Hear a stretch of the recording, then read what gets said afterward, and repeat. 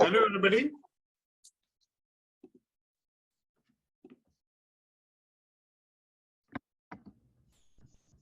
So welcome all. So today we are going to have a session on, public speaking and how best you can leverage it for your EB1A expertise. And we have with us today with Sarah, one of the best coaches for this particular purpose. She has been a TED speaker. She runs her own podcast.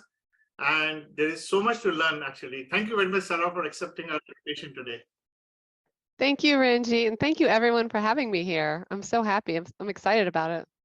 Yeah, Sarah, we had circulated some that the fact that you are coming to us and for the session, and we asked a few of the people actually that please let us know some questions, and we got tons of questions. Actually, we may not be able to take all of them, at least 50 to 60 questions, and we would just kind of go with the flow and let's see how it goes.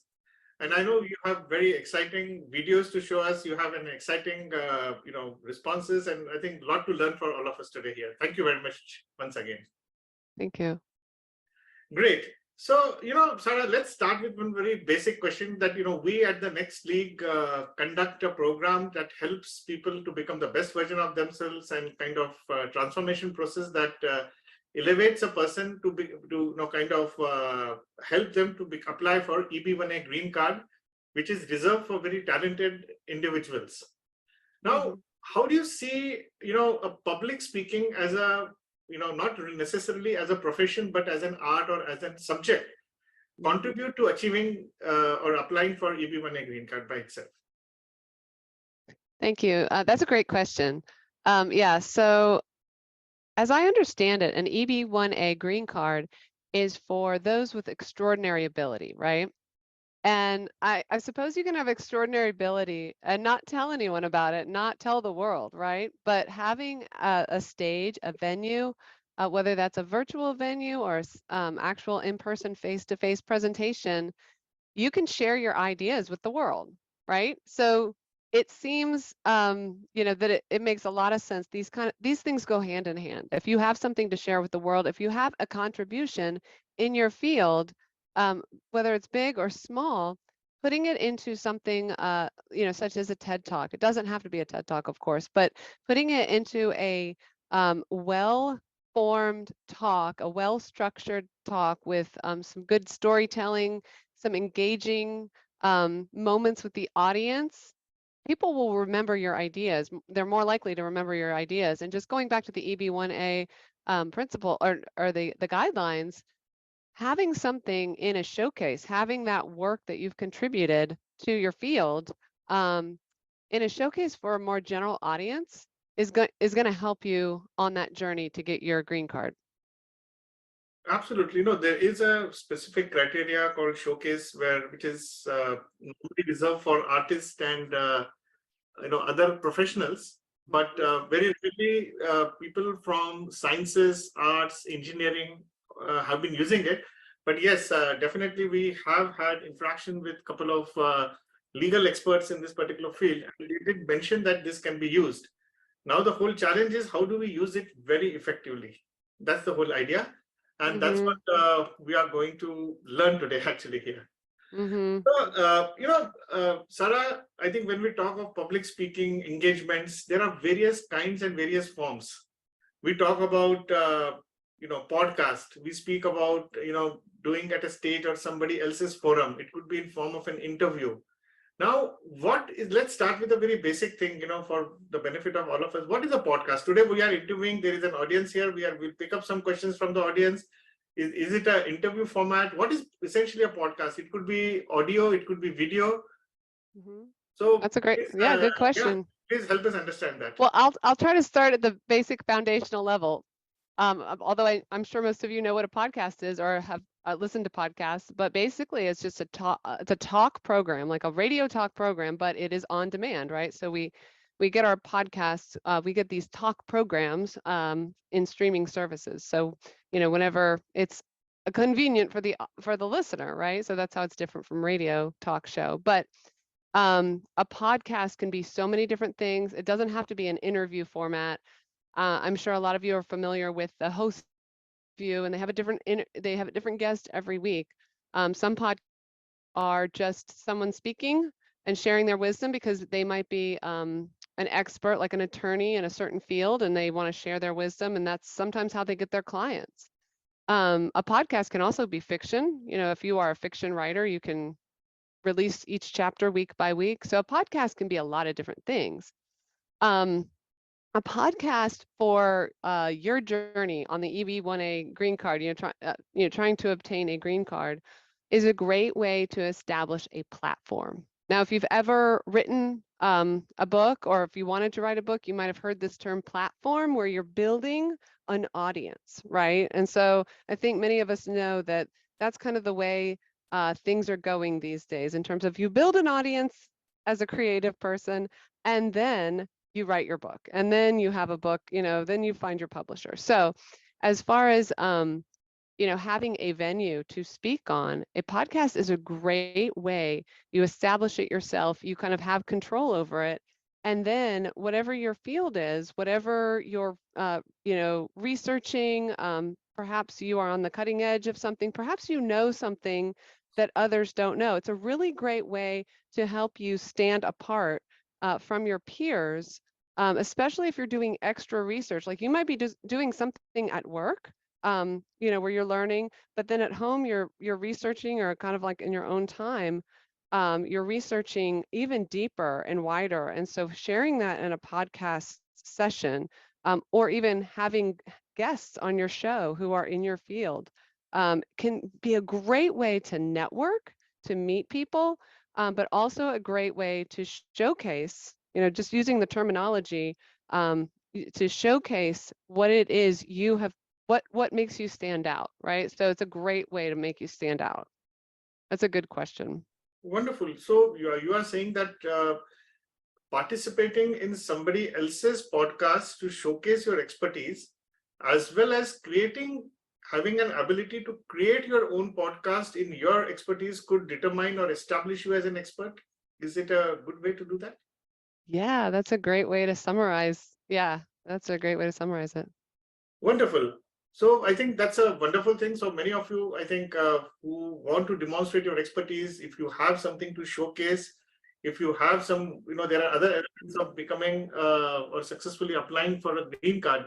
So EB1A green card, so if you're talking about showcasing your original contribution, which is one of the criteria, this could also not only help you to position yourself as an expert, but also help you to fulfill as one of the criteria itself as well, actually. Mm-hmm. That's the I just beauty. want to add one thing. Yeah. I mean, the podcasting world is growing and growing. And I know it seems like everybody has a podcast these days, but it's an absolutely wonderful way for you to find other people in your field that you might not even know are out there, to find your listeners. But it's also a good idea to see who people need interviewees all the time. They need guests on their show. So just making yourself available so you don't have to do all the work of the podcast, Ranjeet, that's a really good suggestion, is just finding those podcasts where they're always looking for guests. Really wonderful. Now, what are the key elements of, now we are going into actually the speaking engagement now here. What are the key elements of successful speaking engagement that could, potentially, let's use the word, captivate the audience? I mean, and create a long, sort of lasting impact. Yeah. So I'm just going to go over three things here. There's a lot to cover when it comes to those key elements. Being prepared and knowing your stuff, knowing your material beforehand is always key. Like, I don't ever want to ignore that. That is so important. But I think what really but a lot of speakers are prepared, right? Like, there's a lot of speakers out there, a lot of people talking. Being prepared is not going to have that long lasting engagement. What's going to have that making a connection with the audience means being authentic. So bringing something that only you have, like, that's unique to your own story, your own field of research, whatever it is that you're working on, perhaps as an artist, and being authentic and almost vulnerable with the audience so that there's a chance to connect with them. And it doesn't matter if you're talking about ending world hunger or if you're talking about, a better workflow as a manager, as a project manager. If you connect with the audience, whether that's through humor or, just telling them something kind of embarrassing about yourself so they connect with you, they are going to remember that, because that long-lasting connection that you're talking about achieving, Ranjeet, they are going to remember how you made them feel, and hopefully because of that, they're going to remember your content as well. But first and foremost, we remember how we connected with those speakers. So I would say sorry, I got off track. Preparedness, authenticity, so bringing your unique thing, and then just being vulnerable with the audience, just being able to open up.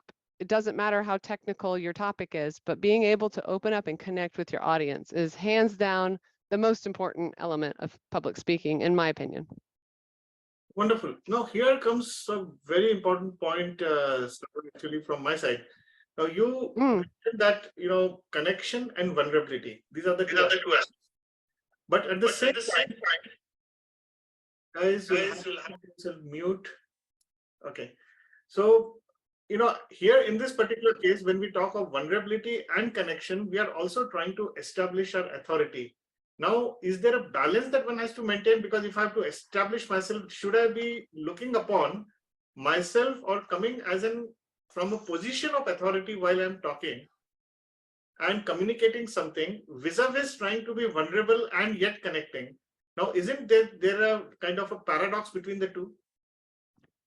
I think you can do both at the same time. I don't think there's any reason, because you're coming maybe in terms of your intelligence and your knowledge, you might be kind of a giant in your field, right? You're way up here. I think if that's the case, it's even more important for you to meet your audience where they are and say, hey, there was a point at which, I was just a lowly intern at this company.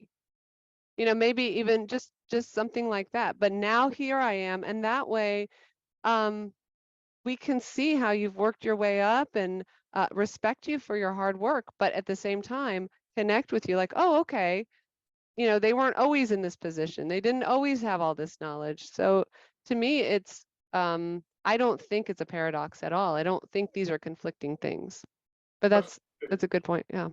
But that's wonderful.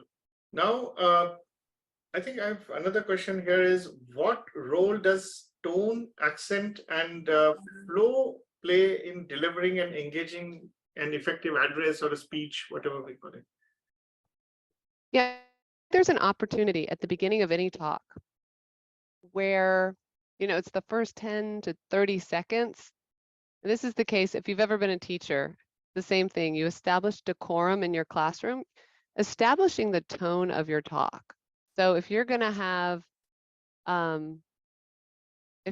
talk where you want people to really focus and kind of get serious, starting out in a very quiet and intentional manner, like very calm, say there was a speech right before you're at a conference and, the audience was up, they're up and they're clapping and they're kind of talking.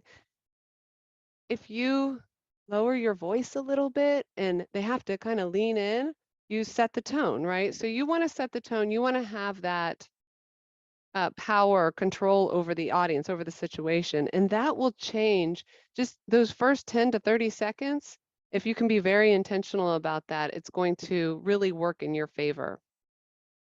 As far as the flow, to me, that's a preparedness issue, meaning like you have to be really prepared in order to know how one topic is going to flow to the next and to the next. And Ranjeet, I know you and I talked about this before, but that from data to information to knowledge to skill and to wisdom, I may have gotten those, kind of flipped. Data, information, skill, knowledge, and wisdom. Yeah. Skill, knowledge, yeah, and wisdom, yeah.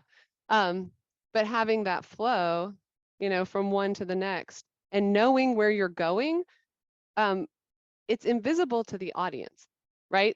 They know they're flowing with you, they're going with you, but they don't realize how much, preparation you had to put into that to be able to kind of flow along with it. Because sometimes there are speeches that you might do where you have to memorize every sentence, every word.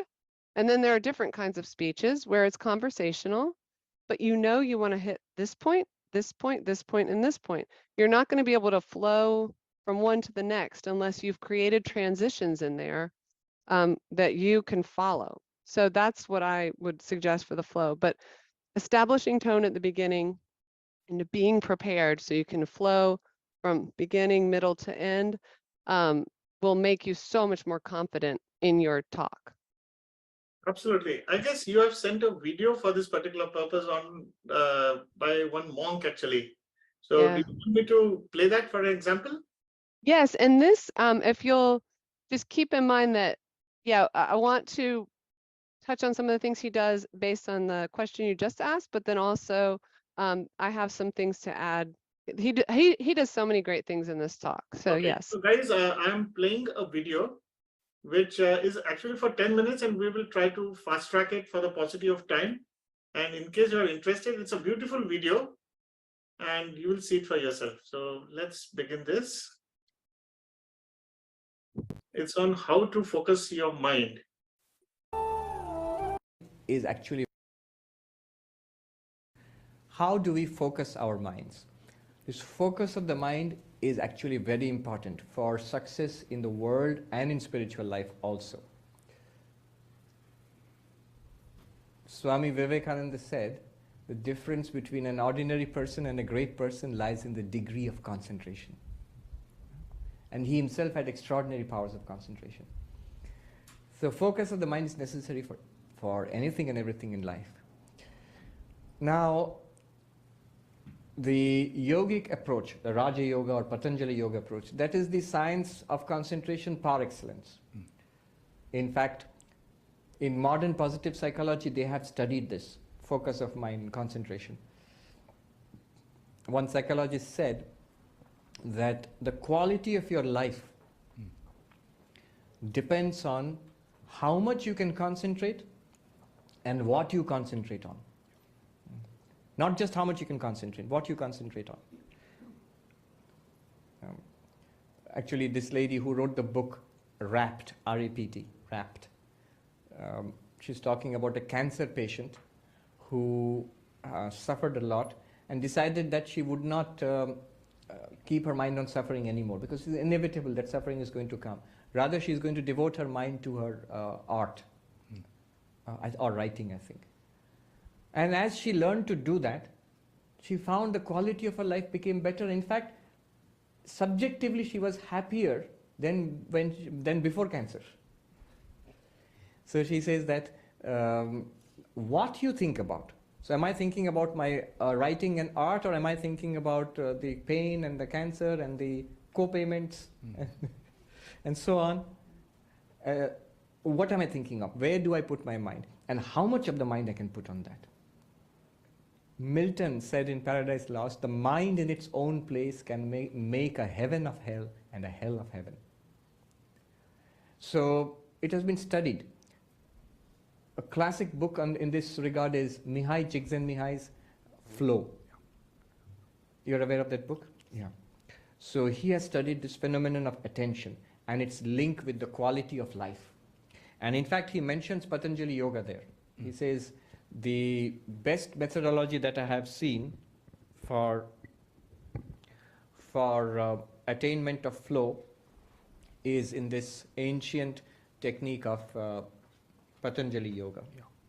Am I audible to everybody? Yes. So that's one method by Patanjali Yoga. That's the method of concentration, where you train your mind to think of one thing and keep on excluding everything else, bringing your mind back to that thing again and again. And there's a whole science in it. In fact, Mihai Csikszentmihalyi, there he points it out, that it's basically a function of two things. One is the challenge posed by the environment, and other is your skill. It's he gives an example. Suppose you're playing tennis. When you begin to play tennis, it's a great thing just to return a serve. That Swami, when I close my eyes, all sorts of disturbance within. All sorts of thoughts, restlessness within. And when I open my eyes, not what I can do for you, what can I get from you? So this is just the opposite of spirituality. This is worldliness. So unselfishness, to the extent that we can be unselfish, to that extent mind will be relaxed and better focused. The focus which comes out of selfishness is a narrow band focus, which leads to unpleasantness and tension and frustration. Another insight, love leads to focus.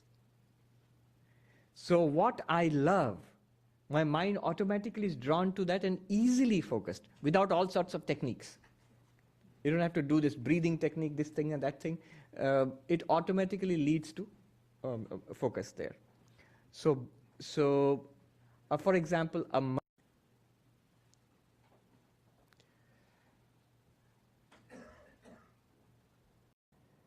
then the mind remains calm and steady, like the unflickering flame. Look at the mind of that prince, the story of the princess of Kashi. The mind of the prince was disturbed and agitated. You will smile and say, unnecessarily so. For what? But that's exactly our condition. Unnecessarily so. For what? One Swami put it very funnily. He said, before we come to Advaita, our reaction to the world is, what? And after we get Advaita, our reaction is, so what? So that calmness, that relaxed, focused attitude, steady attitude comes from that. That is no mind. No mind is not thinking, not shutting down the mind. That is no mind. So these are some of the ways. If you have, those who are discerning, you would have seen, I basically talked about Karma Yoga, Bhakti Yoga, Raja Yoga, and Jnana Yoga. Yeah, these are the ways. Thank you. Oh. Yes, sir. So you're on mute. Yeah, I was just unmuting. Yeah, so that was wonderful. In terms of flow, it made me think of, and I know we didn't watch the whole thing, but in terms of organization, I really admire a speaker who can do that, because he basically he talks about this woman, the author of Wrapped, and then he goes, just elegantly, right into I think he talks next about Milton. He has a quote from Milton, and then he's talking about flow.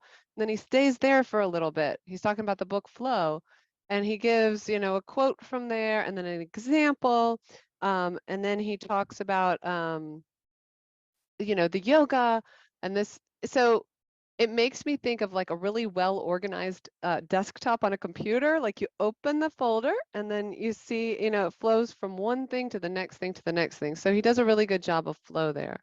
There's some other things, and I think I'll wait for you to ask the next question, Ranjeet, but I do at some point want to talk about body language, even his body language. So I'll refer back to that if we talk about that later. Absolutely. In fact, that was my next question, actually, that how important is body language during any speaking, and what techniques can be used to enhance, as kind of a non-verbal communications or non-verbal cues, actually. Yeah. Yeah. Okay. So great. Wonderful. Video also. Is it for that question or is it general, actually? Oh, yeah. So I want to do this next video for this question, but let me just talk about it real quick. Absolutely. So for instance, like with his body language is very, it's authentic to him. The speaker that we just saw, I cannot pronounce his name, but the Swami that we just saw, this is his thing. He's on brand, right? He's calm. He doesn't do, he uses his hands to gesture, but he's very comfortable. You can see his shoulders are comfortable. And so his body language is appropriate to his talk. He's also on, he's online, or at least we're watching him online, but he's also in a live audience. So being in a live audience, you're going to have different body language. But even when you're just a little square, you're just a little face in a square, you can't discount the power of body language. even on a podcast, sometimes that kind of thing, whether you're comfortable in your body or not, comes across in your voice. So keep that in mind when you're, preparing for any kind of speaking engagement, even if you're just on, on the radios. But yes, and now I want you guys to take a look at this. It's a TED Talk, a very short TED Talk. He doesn't say much, and he'll show you. It's very funny, but he definitely shows you exactly how to express yourself where people will watch. So we'll talk about. I'd love to hear from you guys about like what you think of this talk. It's a good one. Let's play that, and I just need to kind of share this with a voice. Yes. Yeah.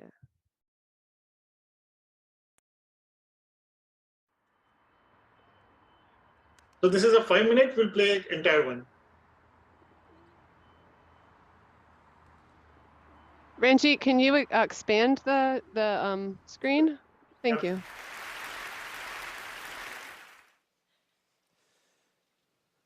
Hear that? That's nothing. Which is what I, as a speaker at today's conference, have for you all. I have nothing. Nada. Zip. Zilch. Zippo. Nothing smart. Nothing inspirational. Nothing even remotely researched at all. I have absolutely nothing to say whatsoever. And yet, through my manner of speaking, I will make it seem like I do. Like what I am saying is brilliant. And maybe, just maybe, you will feel like you've learned something. Now, I'm going to get started with the opening. I'm going to make a lot of hand gestures. I'm going to do this with my right hand. I'm going to do this with my left. I'm going to adjust my glasses. And then I'm going to ask you all a question. By show of hands, how many of you all have been asked a question before? Okay, great. I'm seeing some hands. And again, I have nothing here. Now, I'm going to react to that and act like I'm telling you a personal anecdote. Something to break the tension, something to endear myself a little bit, something kind of embarrassing. And you guys are going to make an awe sound. It's true. It really happened. And now I'm going to bring it to a broader point. I'm going to reel you back in. I'm going to make it intellectual. I'm going to bring it to this man right here. Now, what this man did was important, I'm sure. But I, for one, have no idea who he is. I simply Google image the word scientist. And now, you see, I'd like it to seem like I'm making points, building an argument, inspiring you to change your life, when in reality, this is just me buying time. Now, if you don't believe me, let's take a look at the numbers. This is a real thing that's happening right now. The number of talks that I'm giving is 1. Interesting facts imparted thus far in said talk, well, that's going to be a 0. My height in inches is 70.5. Note the 0.5 there.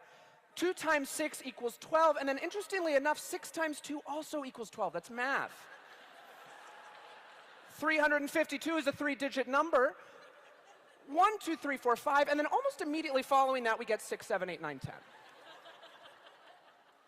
Now, to add more filler here, I'm going to give you a couple more numbers to consider. 18, 237, 5,601, 2.6 million, 4, 24, staggering. These are real numbers, all of them. And to follow that up, let's take a look at some graphs. Now, if you take a look at this pie chart, what you're going to see is that the majority far exceeds the minority. Everybody see that? Cool, isn't it? And let's take a look at this bar graph because it shows similarly irrelevant data. Now, I'm doing this because I'd like to make it seem like I've done my homework. If you were, say, watching this on YouTube with the sound off, you might think, huh, okay, this guy knows what he's talking about. But I don't. I'm floundering, panicking, I've got nothing. I'm a total and utter phony. But you know what? I was offered a TED Talk. And damn it, I'm going to see it through. Now, if you take a look behind me, these are just words paired with vaguely thought-provoking stock photos. I'm going to point at them like I'm making use both of my time as well as your time, but in reality, I don't know what half of them mean. And now, as these continue, I'm just going to start saying gibberish. Wagga wah, gabba gabba, turkey, mouth in a mouth, chip, trip, my dog Skip. Rip it and dip it, Richard. I'm an itty-bitty baby bopper, and I'm hungry in my tum-tum. Brad Pitt, Uma Thurman. Names, things, words, and more things. And see, it feels like it might make sense, doesn't it? Like maybe, just maybe, I'm building to some sort of satisfying conclusion. I mean, I'm gesticulating as though I am. I'm pacing, I'm growing in intensity, I'm taking off my glasses, which, by the way, are just frames.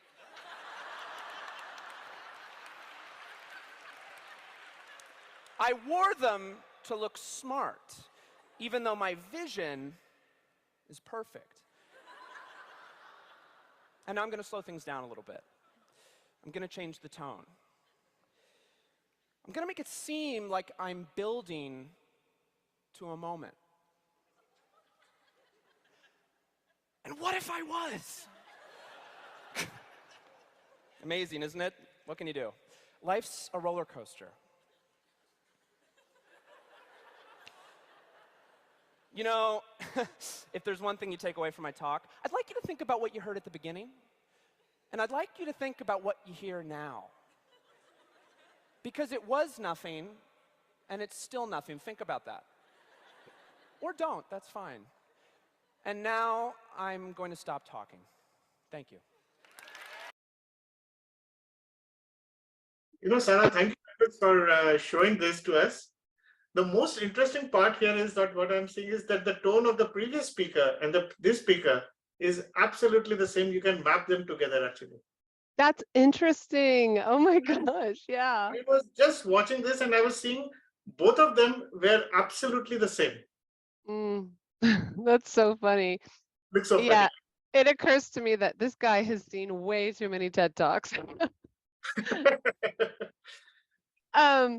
But that's the brilliance of it. It's the irony is that at the beginning he says, you're not going to learn anything in this talk. But the truth is, as a non-native speaker, I think you learn so much. I think all of us can learn something, right? Especially if you're new to giving talks like this, because there is a certain pacing, there's a certain rhythm, there's a cadence to a good TED speaker, right? And so a lot of the things that we're talking about today, whether that's tone, gesticulating, using our hands, pacing is one thing. Progress. We haven't really brought it up yet, but he does a brilliant job of pacing. So again, like he's saying, we're not learning any information, but you can learn a lot by just watching that over and over again, because I'm sure you guys probably have some brilliant share with the world. You actually have content. And so to take your content and to just kind of like put it into that template, it would be a great, just a little takeaway today, it's just to watch that talk. He also uses repetition, right? And he says to us, this, it seems like this guy knows what he's talking about if you had the sound down, so if you turned it off. So, and that's a really good point. I had forgotten about that, but this is one of the tips that we would talk about all the time to our TED speakers. Watch a good TED Talk, a compelling TED Talk with no sound, and just do what they do.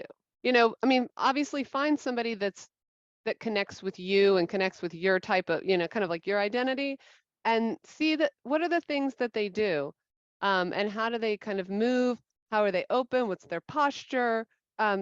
So learning body language, it's almost like it can't be taught. I can tell you all kinds of things in words, but body language can be learned much better by observing, just watching talk after talk after talk. So yeah, I'd love to know what you guys think about that. It was so funny. Vaishali says that was a brilliant talk. Yeah. Absolutely. Guys, I will just take a pause here. And are there any questions anybody would like to ask or like to DM me? Just let me. Anybody would like to just raise your hand? Yes, Bharat? Yeah, I would like to know, what kind of role will eye contact play when you're giving a public talk?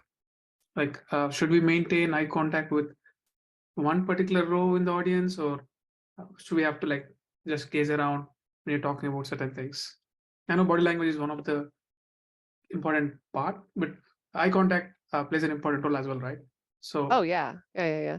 I mean, I would say that it depends on your audience, but some of the tricks that we would do with a big audience, right, is that you find a few different people around the audience. And sometimes it's best that they're not like your best friend or your family member, because then you might start giggling. But just to find a few different faces that look empathetic, that is really helpful. Or even if they might just be nodding, and not really paying attention, but it can help you to have that face, and you have one maybe on the right side, on the left side, and in front, so that you're kind of looking. It seems like you're maintaining eye contact with the different parts of the audience. These are some things that we learned in terms of person presentations for our TED speakers. It gets a little, it gets different when you're online. It's so funny. It's like, where do we look when we're on a screen? It's always hard to know. Like, I try to look at the faces of the people who are talking. And then when I'm talking, I try to look in the camera, but it doesn't feel as natural as to me. I need to look at faces. So there that's almost like a whole different session where we talk about doing certain things for an online venue. But that's a great question. okay, thank you. Thank you, Bharat. Thank you, Sarah. Any other question, guys? Yeah, actually. First of all, thank you guys for holding this event.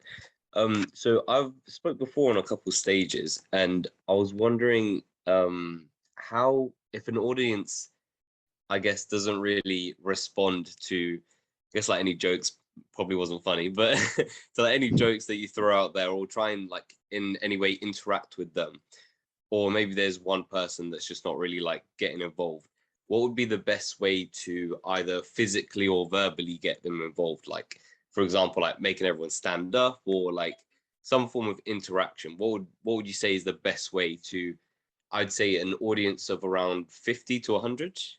Hmm.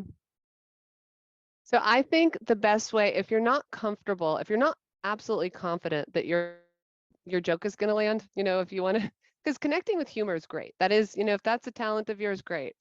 But if you're not confident in that, questions, especially for a small audience like that, like 40 or 50 people, having some questions, like yes or no questions, where people can raise their hands and they can get engaged and they can feel like they're a part of the conversation. And this can be on an online venue as well. You can, instead of taking a bunch of, particular questions, you can do a poll. But I think you asked in person, so even better in person. So when people can raise their hands, you can even say, how many of you, how many of you here today, had to ride the train here? It doesn't necessarily even have to be a part of your talk. It's just so you can get their attention, and then you can even respond to them, like, because if maybe only half of the crowd raise their hand, you can say things like, are you guys here? Are you awake? Hello. I mean, without being too naggy, but that's without, you may have like a very technical talk. So just kind of like getting into it by engaging with them with these questions that they can answer yes or no is always helpful, I think. And then also asking, if it is a little bit more technical, or it's, right in your field of research, just asking them, are you familiar with this? Are you familiar with this concept? And how much, did you know this, or did you know that? Like, kind of starting with a little trivia about your field is fun. Absolutely. Very cool. I think there is a very interesting thing that we observed, that even in the Monk's talk, there was a humor also he had induced.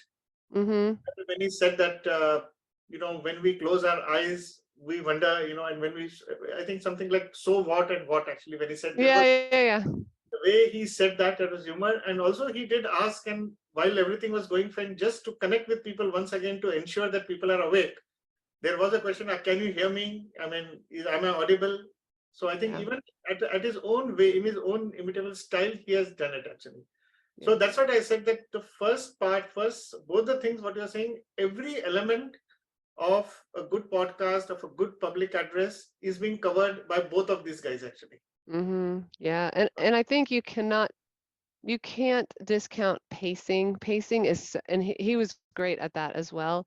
But when he, I mean, that's what humor is, right? You have to have good pacing for humor. And he said, when you close your eyes, it's what, and when you open your eyes, it's so what. And he was just good with landing that. We wouldn't call it a joke, but it's humor. It's, he's connecting with us. So yeah, that's a great point.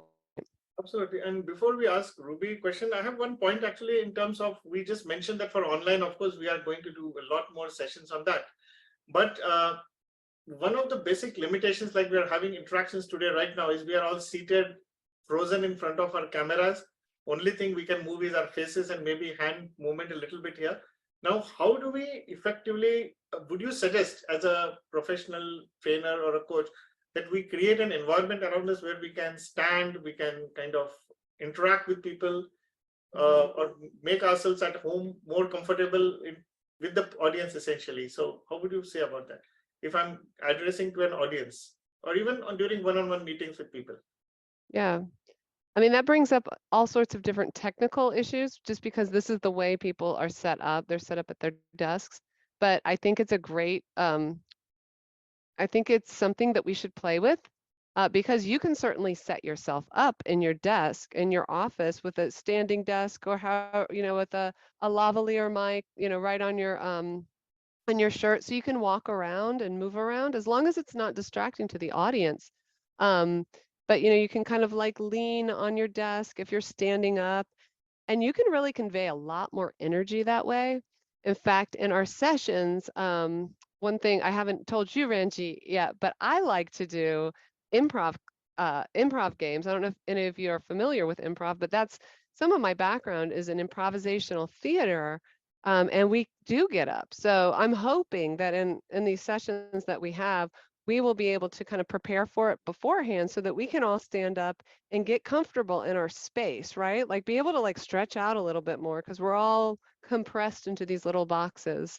But it does take some thinking beforehand, especially if you're going to do a talk that way. If you've decided you're going to do a talk where you stand up, you need to make sure that you're in the right place for the camera, maybe have a little spot on the floor where you have to stay in this spot, kind of like if you've seen the TED stage, you have to stay in a TED circle, the red circle. So there's little tricks for that kind of thing where you kind of change it up so you're not just a talking head.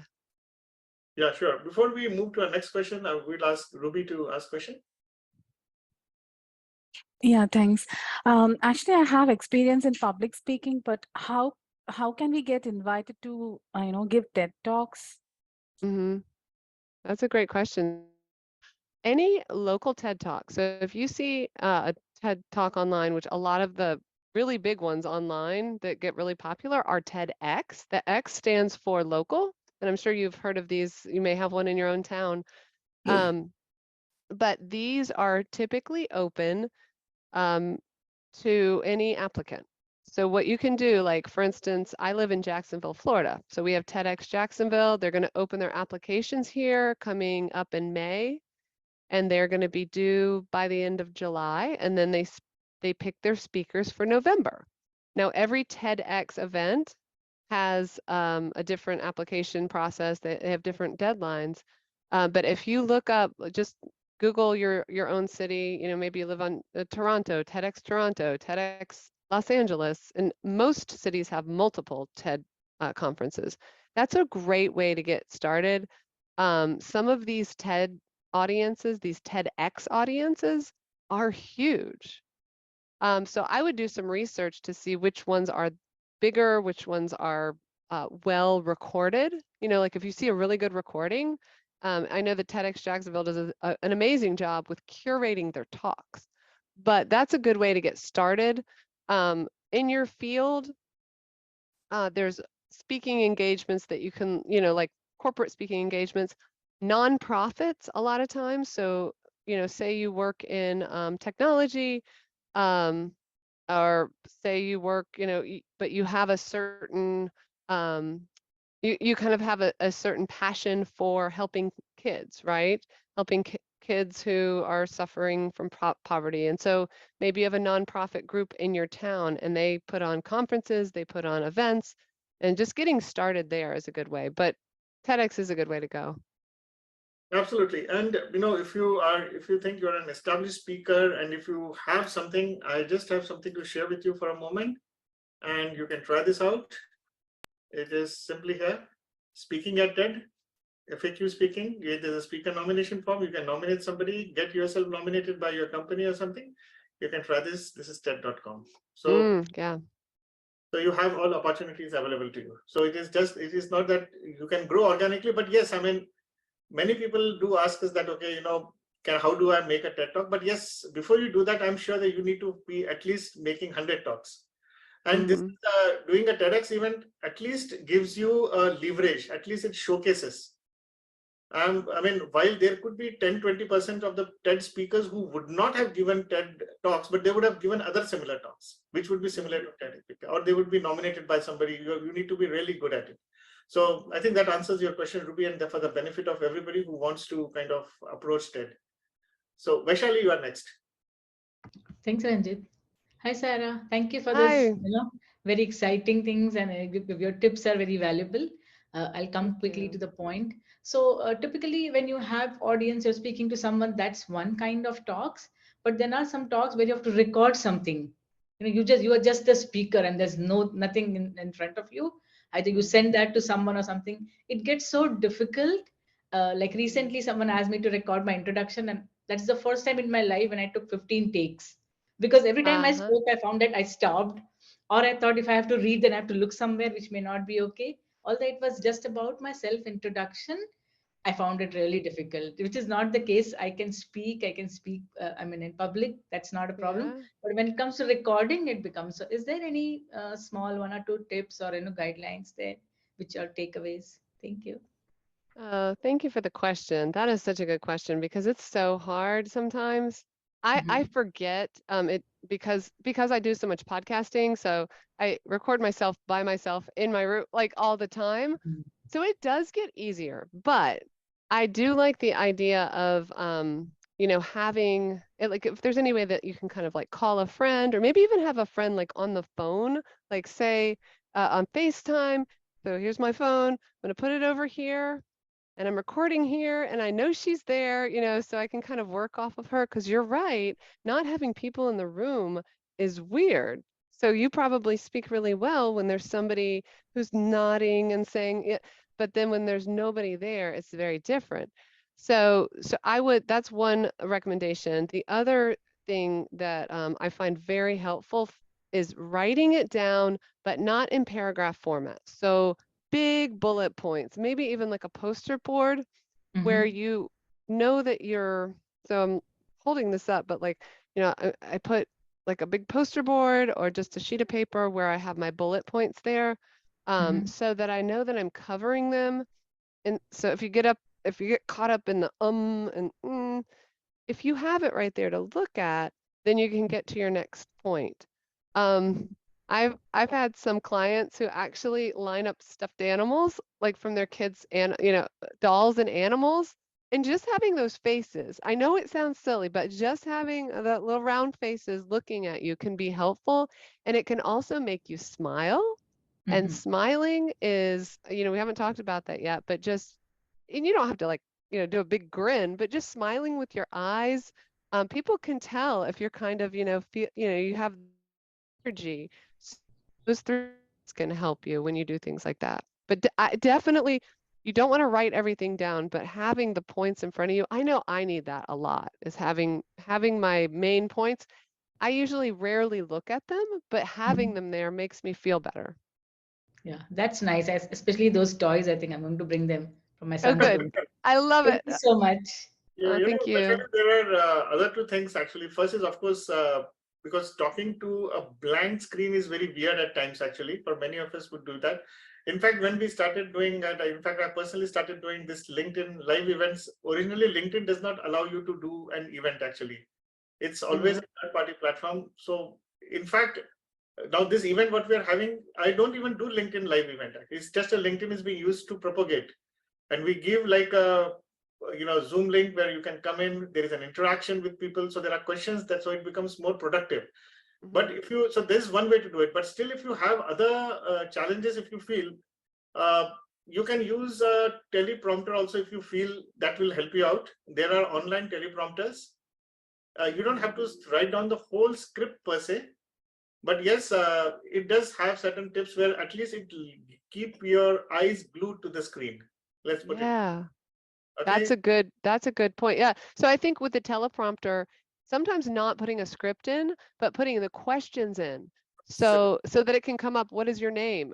You can say, my name is Sarah. And then the next question comes in so that you're like interacting with the teleprompter. That's just a way to use the teleprompter. I've done that before. And there are beautiful teleprompters now which can allow you to kind of make it more interactive. There are people that pop up, and what Sarah is saying that, they will kind of ask you questions. So there are all tools and techniques available to make you more comfortable. And even for Zoom meetings, there are teleprompters where you are glued to the screen and they appear as a transparent texts also. So just, we can talk more about it later. But yes, these are the ways if you really want to go towards, if that is a challenge. But no matter what, I mean, from an EB1 perspective, again, coming back to the point, the first thing is you need to be, kind of really be good at your field first. So there are two ways. One is this, all this is paraphernalia. This will always help you. This will support you, aid you. But fundamentally, if you have to be an expert in something to communicate something, there is no substitute, no teleprompters, no stuffed toys, no pictures can help you. So that's fundamental. So Dikshit. Yeah, so one question I wanted to ask was, it becomes easier if we invite a host onto a podcast, right? And is it necessary to have only the audio form, or having a visual form and keeping it on LinkedIn is more than enough for the podcasts? So let me just make sure I'm clear with your question. You're saying, is it okay to, do you have a podcast? No, I'm planning to start one, but do you need to publish it on Spotify, or does it have any kind of use, and do we need to take extra care on how we talk so that people who are going to only listen to it will have it'll be easier for them also to understand what you're trying to communicate? Yeah, so, and I think you asked earlier about video. So you definitely don't need video. I know a lot of podcasts are going to video, but I think just having the audio version, you do have to have like a host, like meaning the software to kind of distribute it to all of like Spotify, all the streaming companies. So there's a lot of different steps to getting that podcast started. But I think it's a really, really great way, to get your, to talk about what you want to talk about on a platform that's pretty low. I mean, it does take work at first to get it established, but it's definitely a great place to get started. And no, I would not worry about video, because that's a whole other level of podcasting. Also, the mic piece is important. Like, do we need to invest in a separate mic piece, or the mic of the laptop will be more than enough? I think investing in really good a good mic, and when I say really good, I mean you could spend maybe $100 on it, and it would make a big difference. The quality of audio is going to make a difference. Nobody wants to listen to bad audio. Nobody wants to hear, all of it. And that's why I say focus on audio first. Maybe if you get good at podcasting, you add video, but there's nothing better than listening to, good quality audio. It's like you might have great content that it'll be lost if you don't record it well. So yeah, I would definitely invest in a good microphone, but if you have your laptop, you have a mic, that's all you need to get started. Wonderful, Sarah. Okay, we have Arjun now. Hey, hi, Sarah. And my question is, I recently applied for a TEDx speaker in TEDx Cape Canaveral in May, and but they have a limitations of audience of 100. But whereas another TEDx event in UCF, it has a 1,500 seats. So, what is the different types of TEDx events, and what kind of precautions we have to take when we speaking in front of limited audience, when we speaking in front of more number of audience? That is a really good question, even just in the TED world. So you mentioned there's probably that the conference that you mentioned with the 100 limit, it's probably kind of a well-curated little event versus, I think you said UCF. What university is that? University of Central Florida. Oh yeah, okay, here, so in Orlando, yeah. And I'm familiar with that one and University of Florida. They're both huge because the university is typically footing the bill for that, and they also want to open it up to students. So they open it up like these huge audiences, huge auditoriums. So those are they're very different events than kind of a smaller city-based TED event. They're usually just kind of like talk. You know, they have talk after talk after talk, and then that's it. A lot of times, especially at the one that I'm most familiar with, which is TEDx Jacksonville, they have engagement. So between the talks, they engage the audience, they can talk with the speakers, there's a lot of networking going on.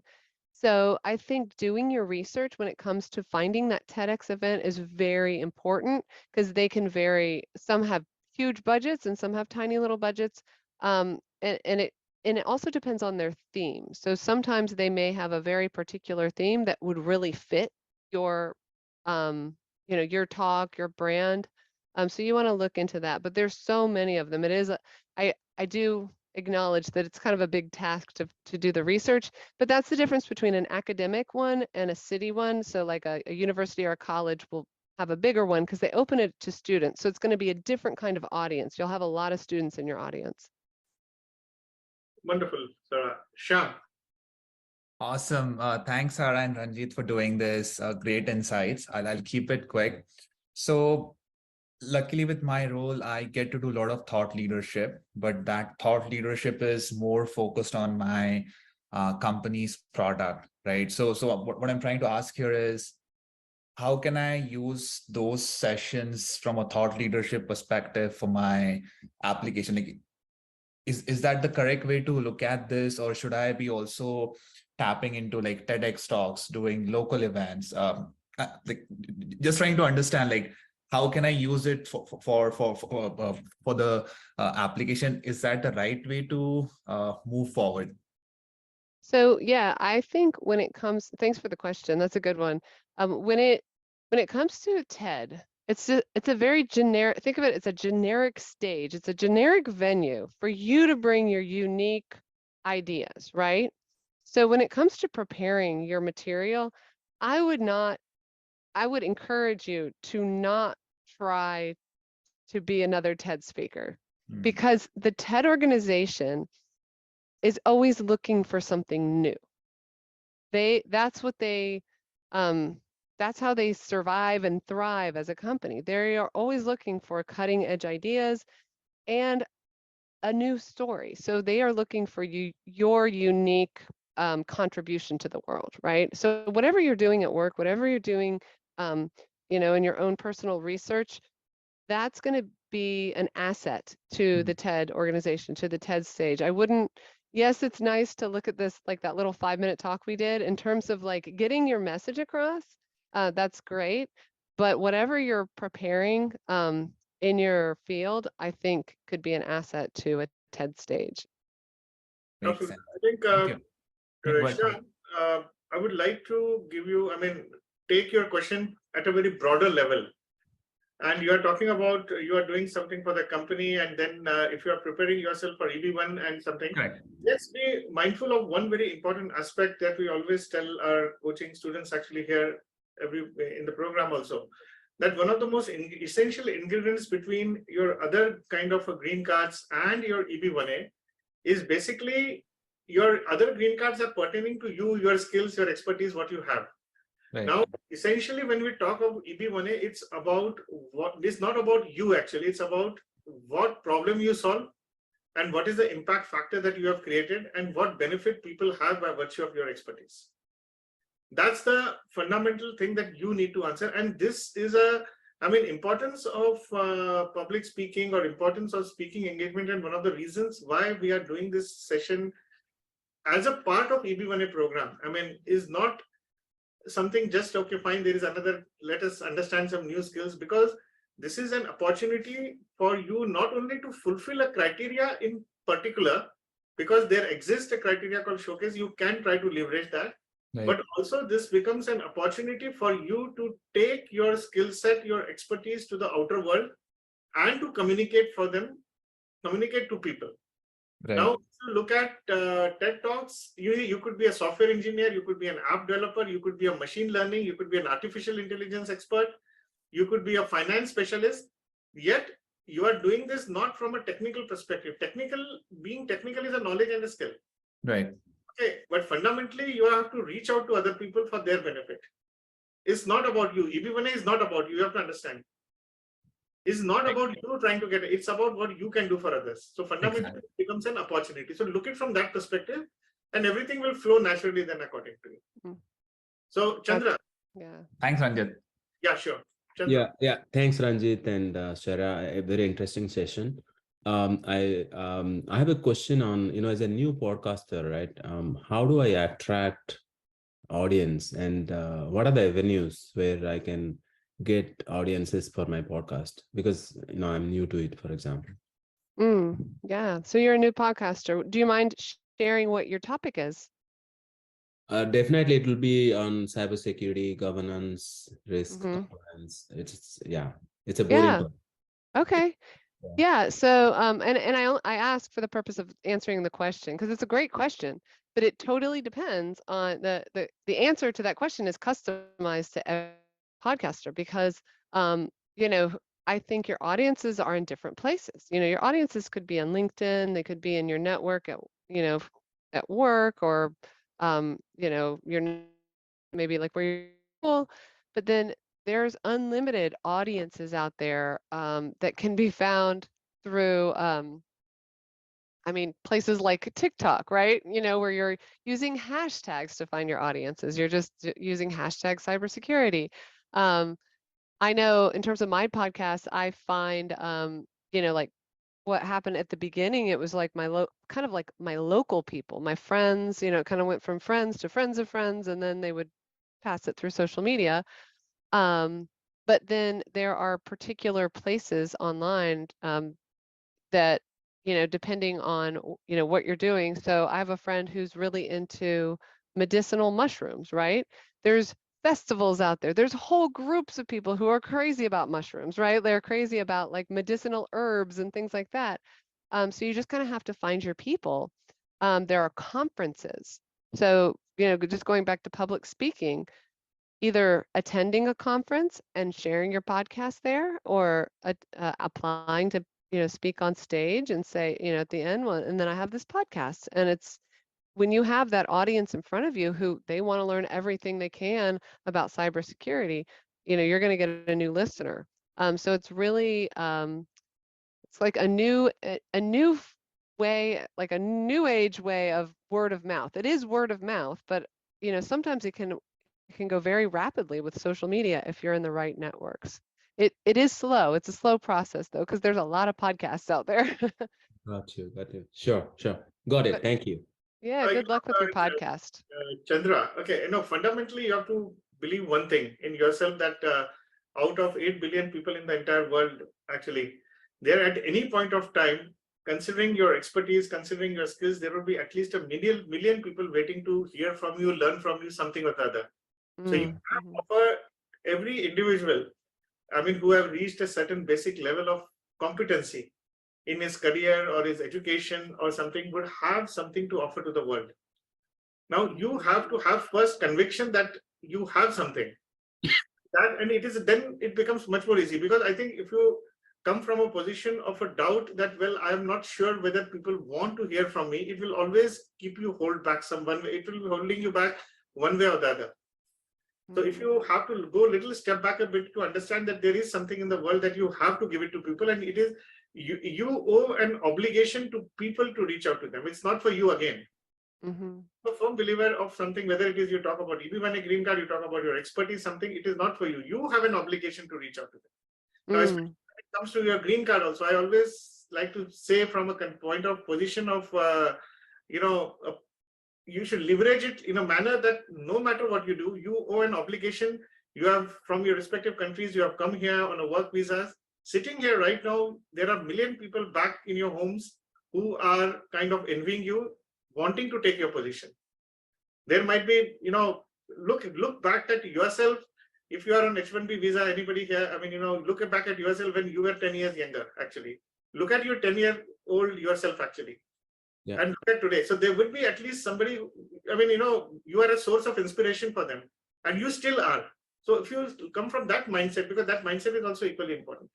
So that's what I have to say right now. And I think we are out of time, but the last question which has come to me, and Sarah, I'm taking an opportunity. Thank you. Sure, Sandra. Is the fact that what are some tips? I know this is a topic by itself and we'll be covering it. What are some tips for using storytelling techniques to create a memorable and impactful speaking engagement? So we are talking of storytelling techniques. Yeah. Yeah. So I think it's always good to have 2 or 3 little stories in your pocket. And by that, I mean, whatever you want to illustrate, whatever you want to demonstrate, even if it comes to just getting caught in an elevator with somebody and you have like 2 minutes to tell them something, they're going to remember a story, right? So in terms of like crafting that story, you want to have characters, meaning you want to have actual names, even if you don't want to use the real names. You want to have a setting. So when it comes to like somebody says, well, give me an example of that. Give me an example of something, that happened to you when you were younger. You want to be able to say, that was the afternoon I met Jesse in the coffee shop, and oh my gosh, the most embarrassing thing happened. And then you have a conflict, right? Just like you may have learned in literature class, you have the rising action, you have conflict, you have good characters, you have a good background setting, but you want to have we want to know who the characters are, what the stakes are, what the conflict is, and how it was resolved. So if you can think of that like just very basic, once upon a time, there was a girl, this bad thing happened to her, and this is how she got out of it.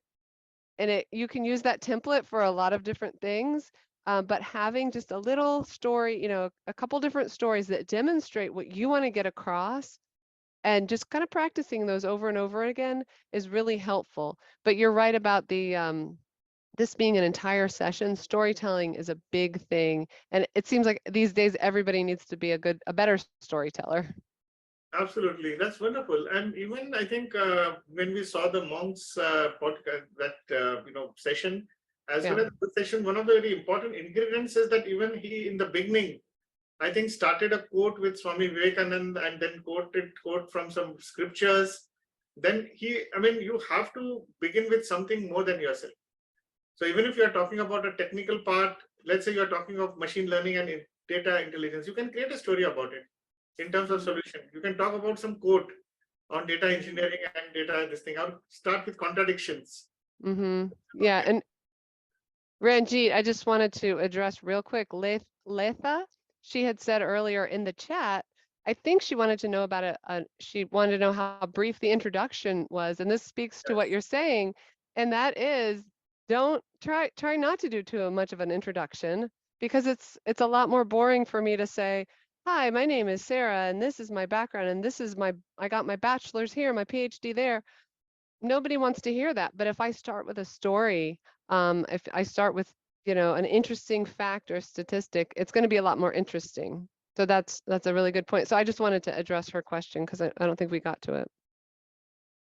Absolutely. So thank you very much, Sarah, for sparing your time with us. It has been really brilliant and wonderful for us to know.